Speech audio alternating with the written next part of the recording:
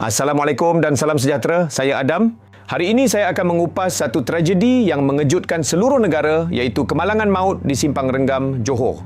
Ia mengorbankan 5 nyawa termasuk 4 mangsa daripada sebuah keluarga yang sedang dalam perjalanan seperti hari-hari biasa. Namun siapa sangka perjalanan itu bertukar menjadi tragedi yang meragut nyawa mereka dalam sekelip mata. Jadi apakah sebenarnya yang berlaku? Mari kita lihat kronologi penuh kejadian. Menurut laporan pihak berkuasa, kemalangan berlaku sekitar jam 1.15 petang pada 1 Jun 2026. Berlaku di kilometer 27 Jalan Renggam tu Simpang Renggam, berhampiran penjara Simpang Renggam, Johor. Nahas tersebut melibatkan 5 buah kenderaan, iaitu sebuah BMW, Mercedes-Benz, Toyota Vios, Peron 2 Alza dan Proton Wira. Siasatan awal polis mendapati 2 buah kereta mewah yang dipandu oleh 2 beradik dipercayai sedang dipandu secara laju dan melulu. BMW yang dipandu abang berusia 22 tahun dipercayai hilang kawalan.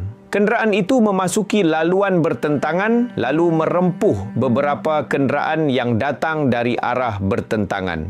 Dalam beberapa saat sahaja, keadaan bertukar menjadi huru-hara apabila beberapa kenderaan terlibat dalam pelanggaran yang sangat kuat. Pasukan bomba menerima panggilan kecemasan pada jam 1.16 petang dan segera bergegas ke lokasi. Anggota penyelamat mendapati beberapa mangsa tersepit di dalam Toyota Vios.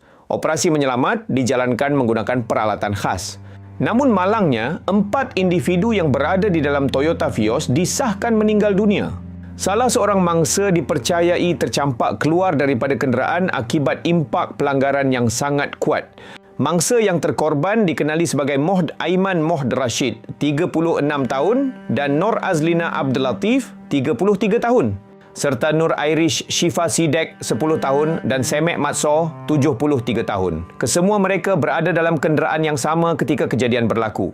Pada awalnya, laporan mengesahkan 4 kematian. Namun tidak lama kemudian, ada lagi satu perkhabaran sedih.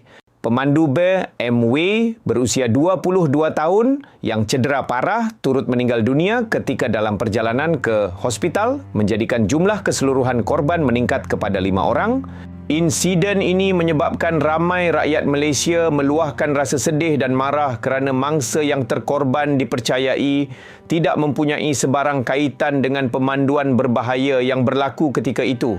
Sehari selepas kejadian, polis menahan seorang remaja lelaki berusia 19 tahun yang juga pemandu Mercedes-Benz A250 bagi membantu siasatan. Mahkamah membenarkan suspek direman bagi siasatan mengikut Seksyen 42(1) Akta Pengangkutan Jalan 1987. Menteri Pengangkutan Anthony Locke Siu Fook turut menggesa siasatan disegerakan dan tindakan tegas diambil terhadap pihak yang bertanggungjawab. Tragedi Simpang Renggam ini menjadi satu peringatan besar. Beberapa saat pemanduan berbahaya sudah cukup untuk memusnahkan masa depan.